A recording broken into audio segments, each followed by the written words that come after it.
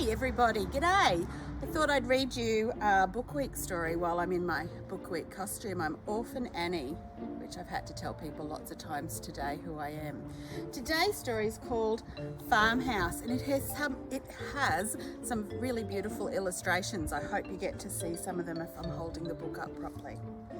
It's written by Sophie Blackall, and what a beautiful farmhouse. I think I'd like to live in this farmhouse.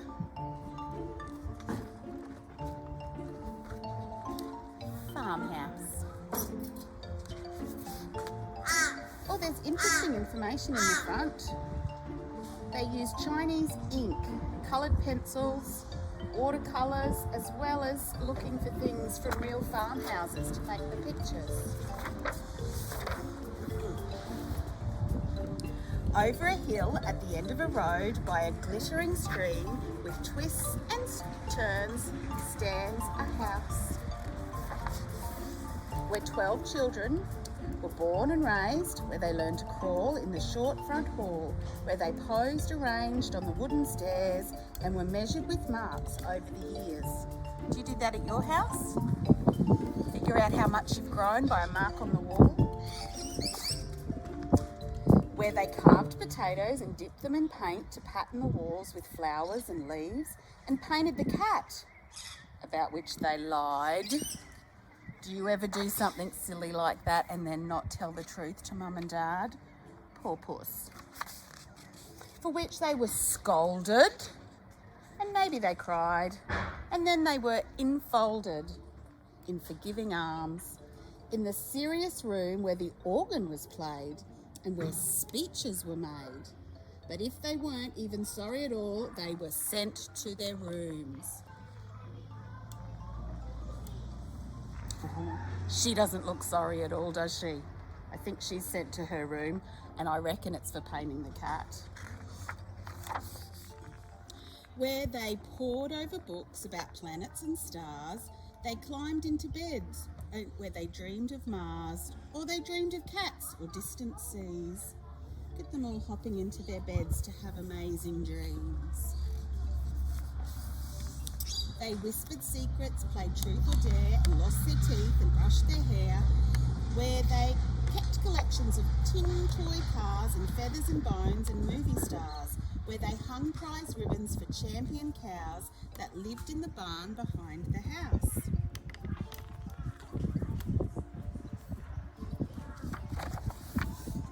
And were milked twice a day, no matter the weather, at dawn and at dusk by one child or another, who shivered and grumbled as they crossed the yard, or liked being alone with a flaming cloud, depending on the season, the day, and the child. Do you have chores to do at home every day that you grumble about? And they fed the calves and mucked out stalls and forked the hay into giant piles and fished for a trout in the glittering stream that changed its shape from year to year. They're very busy on this farm. And walking home with rods and flies, they picked up gnarled apples that they then turned into pies and dragged in mud from the fields outside, so they shook the rug and scrubbed the floors and listened to their mother and did their chores and set the table. That's a busy mother. And bowed their heads and dished up soup and tore up bread and took turns tending the youngest ones who lay with a fever and a spotted tongue. As they watched, they darned their socks and sewed on buttons that once were shells in the faraway sea that they'd never seen. And they waited for spring, which eventually came, as it did every year with blossoms and rains, which leaked through holes that had grown in the floor, collecting in bowls and pans and pails, staining the walls in the short front hall with the flowers and leaves and measures and marks.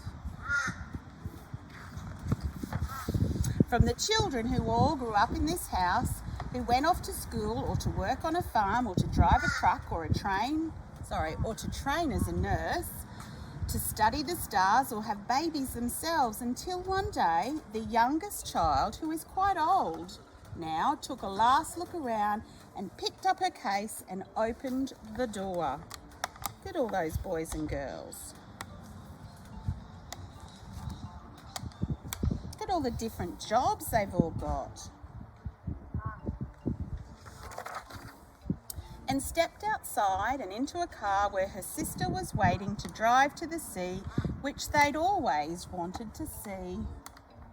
They are driving away from their beautiful farm.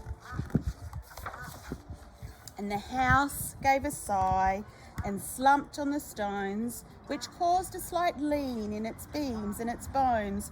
So the door swung open and let a breeze in,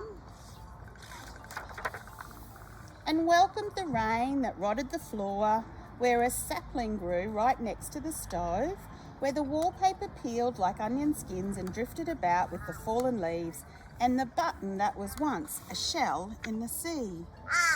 Can I see the button?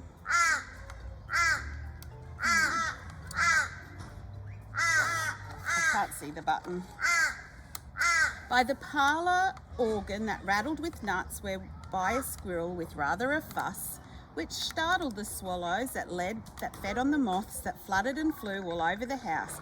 There was even a bear in the basement one year, who slept there all winter until the spring. Oh, there he is.